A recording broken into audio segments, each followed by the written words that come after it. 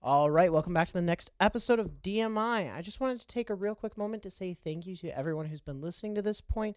Really does mean a lot, especially as we're crossing this large milestone of going over 100 downloads.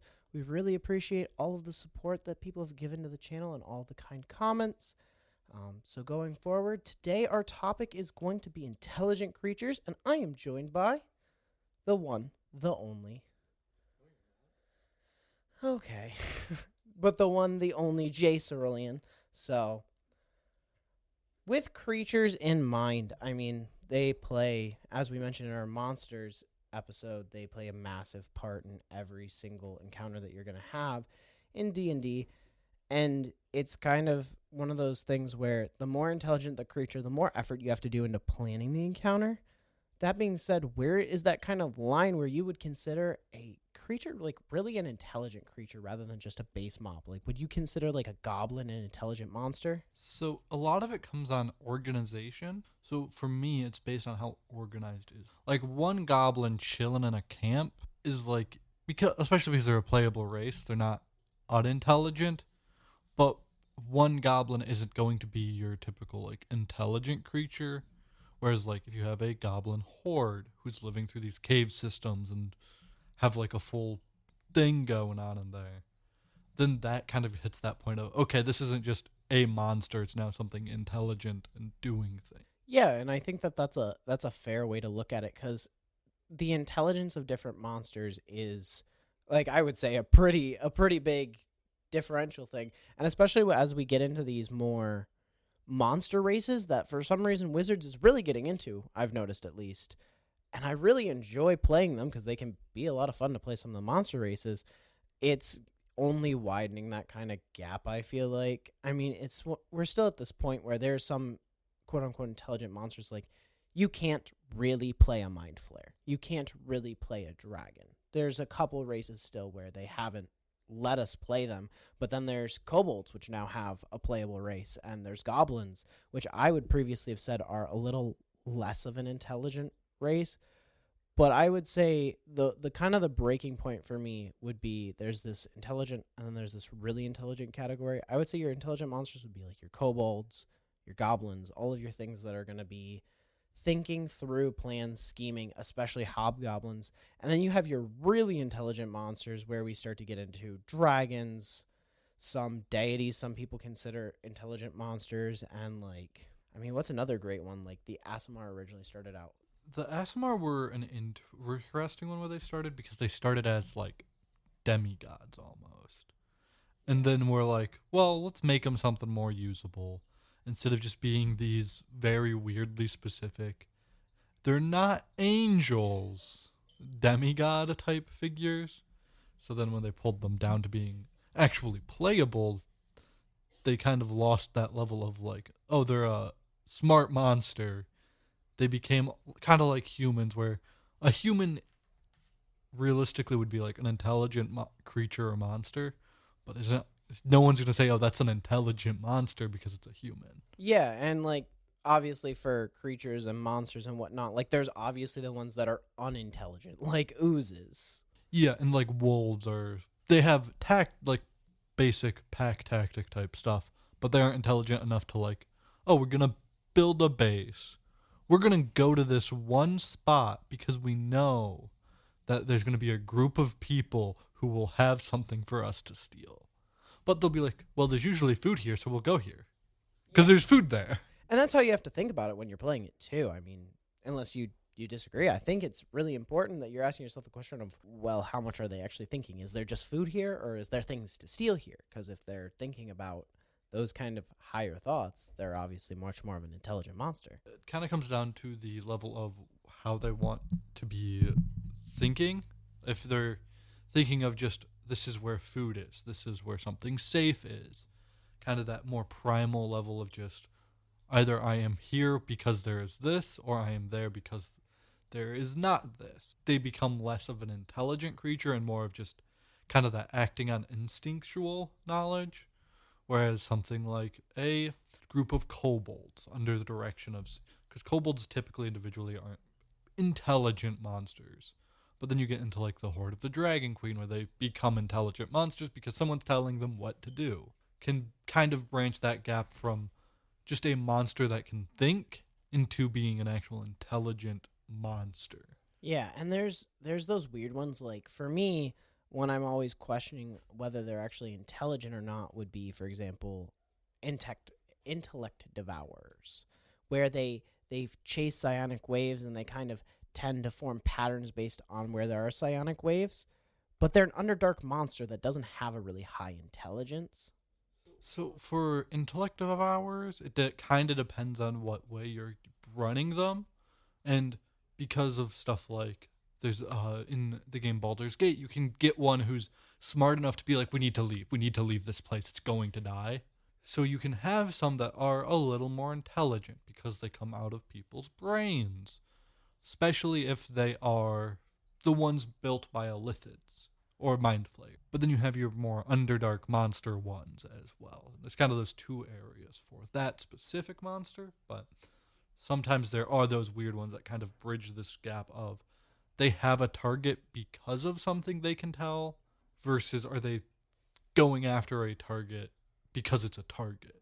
And I think an important thing to remember when you're planning intelligent monsters is you can have a really, really dumb monster race and still have an intelligent creature in that race. Yeah, like usually one of the weird ones we mentioned it earlier is goblins. Goblins typically are pretty like instinct. They're a little more intelligent than like your wolves and your normal animals, but typically they're just kind of a pack that roams around hunting and killing things and stealing their things because they're shiny. But as soon as you put, oh, now there's some hobgoblins here, there's some of these other varieties of goblins, usually they start thinking and they become more organized as they diversify a little bit. And then you can have something where, oh, this person comes in and tells them what to do. And then they very quickly go from being a, like how a pack of wolves is kind of organized to being a actual militia force. Yeah, and I think an important question is as we go further in here, what are we going to consider monsters and what are we going to consider races? Because D&D's come into this place now where there's guidelines for playing non-playable monsters. Like I have had a friend of mine who was running one of the I can't remember what they're called, but the big bugs from the Underdark as his character. Like that's not a playable race. That being said, there are guidelines and even books where they have released them as playable races. And a lot of the time, to me, it comes down to is because they are pretty clear in all of the rulings what's a monstrous race and what's a normal race. And like Asimar aren't a monstrous race, they're just a normal race now. I believe goblins and kobolds are both considered monstrous races. Same thing with bugbears, where all of them are intelligent creatures and species, but they are still kind of on that player character level of intellect and not beyond it where like a mind flayer is going to be sitting. And that's why, like, when you and I were planning this episode and we were talking about it, we chose to go with the title of intelligent creatures because Asimar are in the monster manual and they're an enemy that you can fight, but they're not a monster. They're an intelligent creature or an intelligent being, though.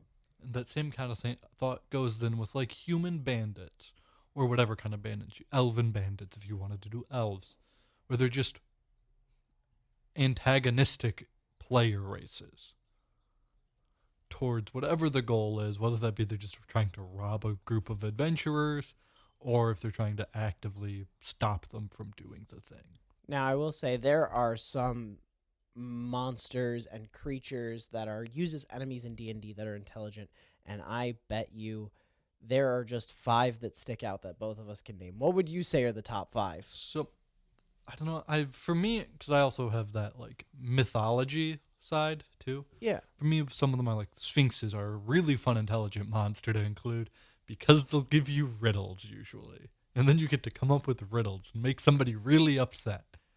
Then you can do like your beholders, which everyone uses, mind flayers.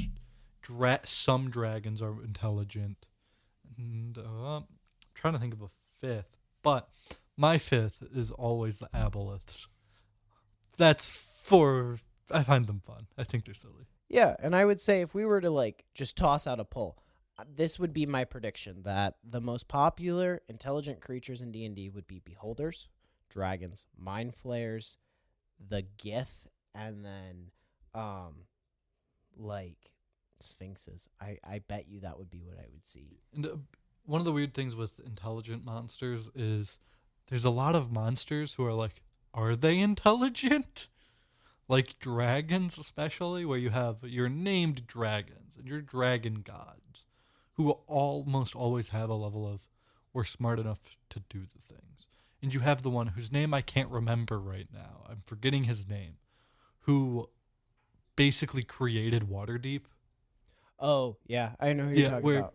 and then he made this Black Staff of Waterdeep, which prevents dragons from entering Waterdeep. And he lives in Waterdeep in one of the underground areas, and just kind of exists there.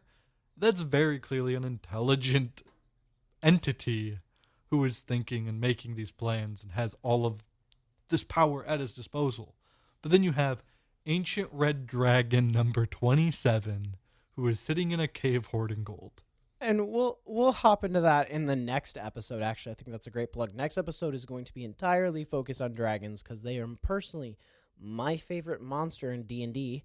But they are so very widely varied, and it's where I kind of want to talk because especially as a new DM, I loved dragons, had no idea how to run them because Ancient Dragon number 57, how the monster manual says to run it, is definitely not the best way to run Ancient Dragon number 57. You should be at least giving him a name. Yeah, and like the D&D movie had the one dragon who you see, the big chubby dragon who's named, and I don't remember his name right. Like I remember him being like, "Oh, that's not an intelligent dragon." It's a named intelligent dragon, but it's not an intelligent dragon. Yeah, they don't really show him very much. He has a lot of lore, especially in the campaigns that take place in the Underdark. He is a very, very well notable character who has a couple of monologues in some of those pre-made campaigns. That being said, they showed zero of his intelligence, which I thought was a lost opportunity. They basically just showed him as, we've added a big scary beast to chase you around. Yeah, and I was pretty sad about that. But I mean, they did really well in the movie. But I will say the most iconic, intelligent creature of D&D, especially if you've been playing longer than 5th edition, is Mind Flayers. Yeah, and even now with Baldur's Gate, everyone knows what the Mind Flayers are and what they do. And like the opening cutscene, you watch them seed a new Mind Flayer twice. And it's like, oh, these things are gross and scary and aren't from normal places. And like there's even those horrifying things like, for example, one that's fun in your campaigns is the, what is it called? Is it called like the psionic dragon or whatever it is? Elder dragon. It's called an elder dragon where it literally breathes a breath spray of mind flare tadpoles. That thing is scary and very rememberable. Yeah, and I enjoy Mind Flayers. We found a way to, we did an evil campaign once upon a time, and I decided I'd be silly goofy and play a Mind Flayer. And that was an interesting one.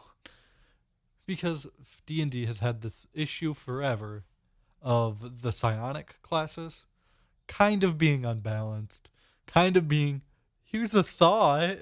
Yeah, I will say that the psionic classes are very, very fun, and I love that they left how the progression of the Mind Flare tadpole growing into a full Mind Flare very vague for DMs to make their own things. I think that that's a really wonderful thing, but like one staple is just kind of that as you use the psionic abilities that the flares tadpole gives you, it continues to grow and eat your brain. I like that. I think it's a fun way to do it. The typical way they do is they insert it through usually the eye, and then it just kind of like bites onto your brain somewhere, and then over time slowly begins to just consume and replace your brain. Yeah, and as a DM, when you have a player that is infected with a mind flare tadpole, which I have only ever had a player asked to do once It is a lot of fun that D&D gave you some guidelines of what happens without telling me how to run it. And I really enjoyed that. I will say other ones that we talked about that are kind of interesting are aboleths. I Aboleths are so they're weird and they're interesting. And they're very similar to the mind flayers and Gith actually in their lore. With I believe I don't know if it's still the same in 5e. It used to be they were once the like dominant species on the like normal material plane, on the normal world. And then have somehow lost their power to, I think it was like a slave revolt or something essentially. But their whole thing is they're spicy mind flayers. They dominate people's wills and make them work for them. What's kind of interesting about how they differ, and this is getting into D&D lore, and I think some people may find this interesting, as you get further in, mind flayers tried to convert people, and that's how they made their empire. And the reason they fell was because of the Gith, which are their sworn enemies, who made, if I remember correctly, it was like a virus that nearly wiped them out completely. Yeah, the Gith rebelled because the mind flayers were subjugating them. And then the Gith rebelled, made a virus that just destroyed their civilization. Whereas with the aboleths, if I remember correctly, the lore is something along the lines of they had a rebellion where certain people, certain chosen individuals were resilient to them, and that kind of spread as time went on and passed the ability to resist their psionic effects. And I think that that's a really cool thought for a campaign if you have one showing up to have one or two players who are resistant. I think it's a great idea. Yeah, and it makes it's weird. You would have to find a way to give everyone something, a little something special, and because otherwise you'll have those two players who are like, who hopefully they're not like this, but they could be like this, where they go, "Oh, I'm resistant to it. I am now the hero of the party," Yeah. and take that main character energy of, "I can do whatever. I showed up. We win." Yeah, and you'd have to make it where it's like they're resistant to it, but they're not immune to it. But you could come up with something fun there. I think that that's something fun to kind of chew on and brew on. With intelligent monsters, my biggest struggle as an individual is choosing how often they should be used, and I have kind of defaulted back to every single time, as much as I can, whenever I feel that I want them to be, because they have more intricate parts moving than the simple monsters, and I find them more engaging. But that's personally at my table that I found that. So for me, if I'm going to include something like an intelligent monster, whatever is special about it. So usually Sphinx have something weird with knowledge. They know more than most things do, which is, I can't remember how they get their like forbidden knowledge effectively, but they have something extra. So using them as like if you do this task, solve this puzzle for me, I'll give you something.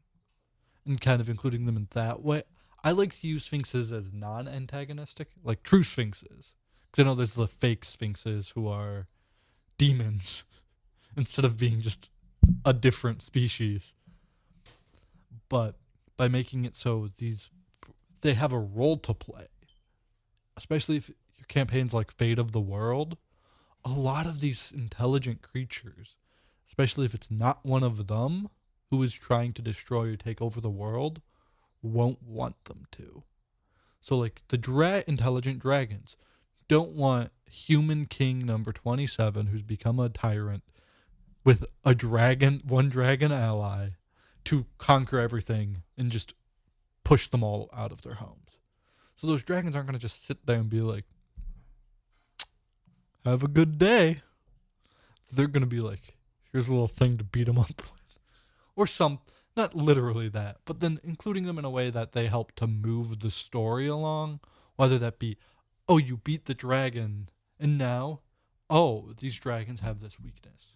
Whether it be something like in Waterdeep, where you have the Black Staff of Waterdeep, which stops dragons. Oh, a dragon stole it and had it in its hoard. So now, because we have these special dragons, you can actually obtain these things. And if you're not doing Waterdeep, you can and include it differently, and because it wouldn't be the Black Staff of Waterdeep, because Waterdeep doesn't exist, but have that same kind of idea to it.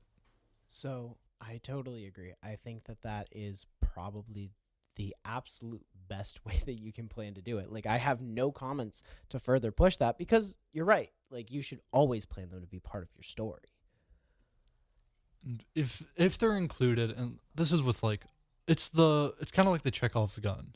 If something's included, sometimes some things are just gonna be there to be silly, goofy, and you're gonna add them because it's funny. But if you have something like, you don't want to just throw in a false Hydra because it's a cool idea. We'll throw a false Hydra in.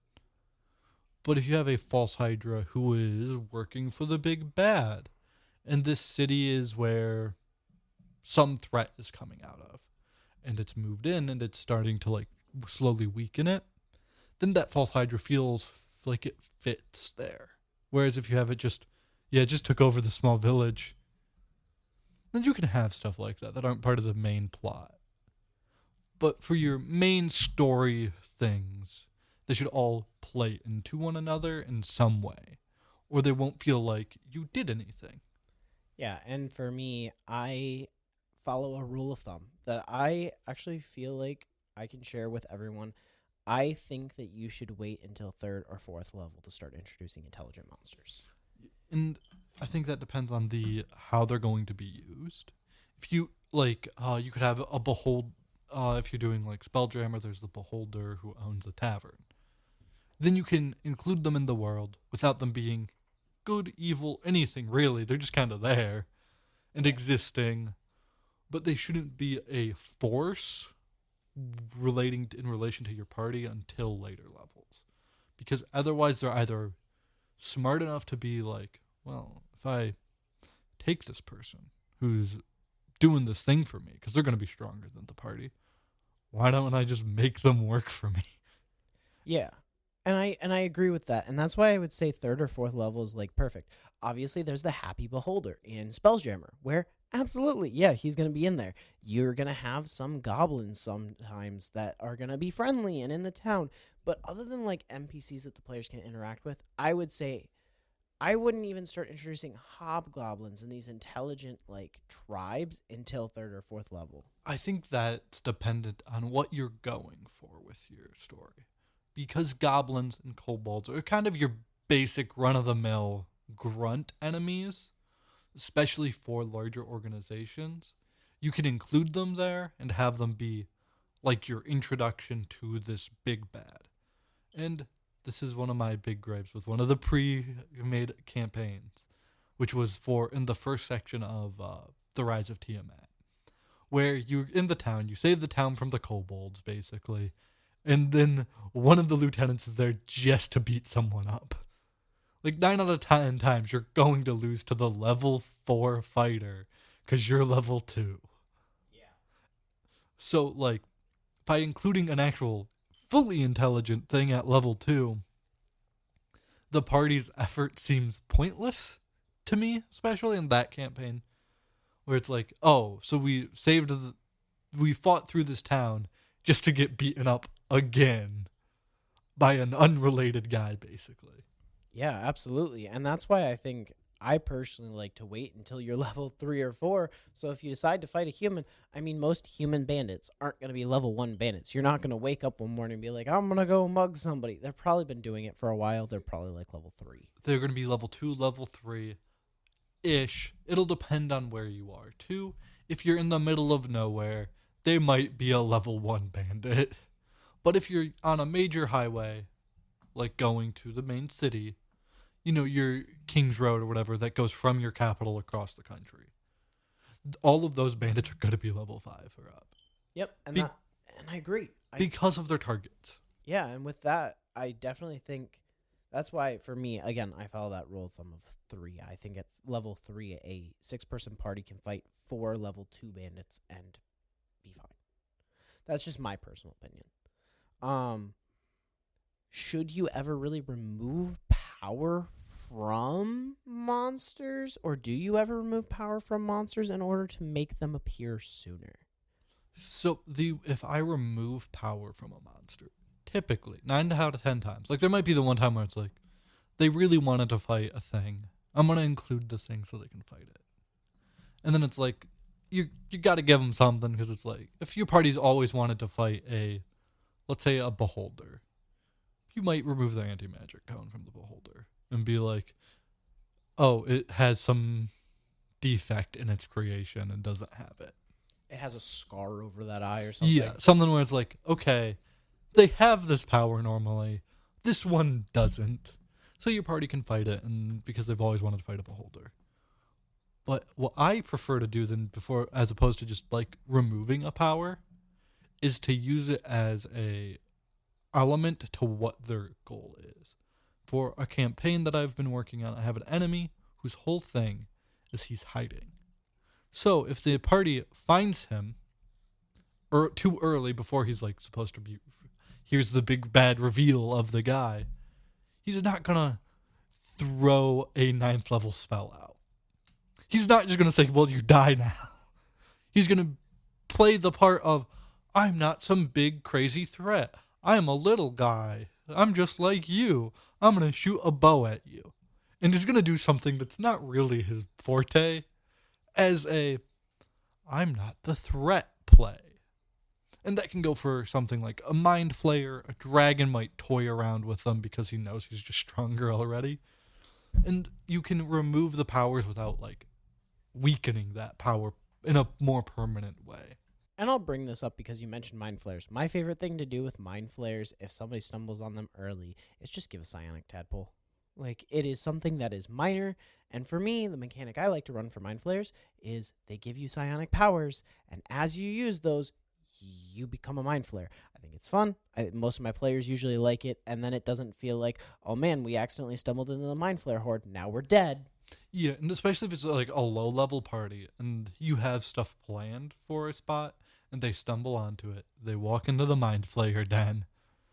You can rework a supposed to be dangerous encounter into something a little less deadly and a little more like the mind flayer's going, you can help us with this thing and we'll give you a gift. And they're going to be doing something that's a little stronger than the party can really deal with, at least right away, so that it feels like a devil's bargain almost, which I always enjoyed it, try to include into a campaign. I give players opportunities to do devil bargains. It's fun. And even with, like, for example, dragons. Like, if your players stumble into the dragon den that you have planned, the dragon's not just going to sit there and sleep the whole time. It's going to roar, and they're going to scatter. And then this fun thing you can do with dragons and wyverns and anything big, scary lizards that fly or run, you can have them chase the party and not really threaten the party. I've seen one where it's like, oh, they're trying to get to this town. The town's like keeping a wyvern away with crossbow, like, I can't think of the name right now. Ballistas, that's what they're called. Ballistas, shooting up at it so it's staying away from the town far enough. Your party trying to get to the town has to go through the clearing between the forest and the town and this like city. That's where the wyverns are going to be chilling at. So the wyvern's going to see the party and be, that's a snack. Start chasing them. So then it becomes the party's running away from the wyvern that's not really a threat to them. And you can include them like kind of in that way of they're there, they're a not dangerous threat at the moment. And unless you're running like a black dragon or a blue dragon that specifically wants all humans dead, usually dragons are going to try to recruit them on first attempt. They're going to be like, hey, you want to help me? Yeah, like that dragon might be trying to grab the party and be like, yoink, I need you to go in the city and destroy the ballistas. Yeah. Because it can't. Especially if it's a city like Waterdeep, where the dragon literally cannot enter. Yeah, and so with intelligence monsters, they're always going to try to default to tricking you before killing you. So if your party stumbles on them too low level, that's a way where I don't have to rip power away from that monster and make it feel unfun. But also I can be like, hey guys, you shouldn't mess with this thing yet. It allows for the party to meet the monster, go, oh, that's a scary monster, and then get out. And there's going to be some trade or some trick the dragon's going to use. Maybe it's give me 100 gold. Go get me 100 gold, bring it back here. And he just wants to throw it on his hoard and look at it because gold is pretty, I guess. But it allows those monsters to still be a threat without physically threatening the party. So especially if my take, if your party is going to die in the campaign, and by that I mean if like 2 or 3 people are probably someone's gonna die throughout the campaign. Session 0, you'd be like, hey, there's a high chance you die in this campaign, just so everyone knows. Yeah. But unless you're doing that, these giant monsters, if they meet them early, shouldn't be a major threat, but they can be antagonistic. And the things that are like, when you're thinking about intelligent monsters, they have goals. Whereas, we've mentioned dragons a ton, and the unintelligent counterpart to dragons is hydras. Hydras have a very low intelligence. They are going to eat whatever walks in front of their face. So, if your player stumbles on your dragon big bad, he's going to start by trying to recruit them rather than kill them. Killing them right away would be much more of like a hydra action. Yeah, and because these are intelligent, they're smart and they're thinking. With any intelligent monster, if it sees something that it doesn't view as a threat and isn't enough food for it to like really care about, it's going to try to get something out of it. It's not going to like hunt them down. All right. And that's going to be all for this episode. Thank you for listening to the very end. We do appreciate everyone's support, as we said. If you want to see more content like this, please check out our YouTube channel. And next week we will be back talking about dragons, which is by far my favorite topic in D&D.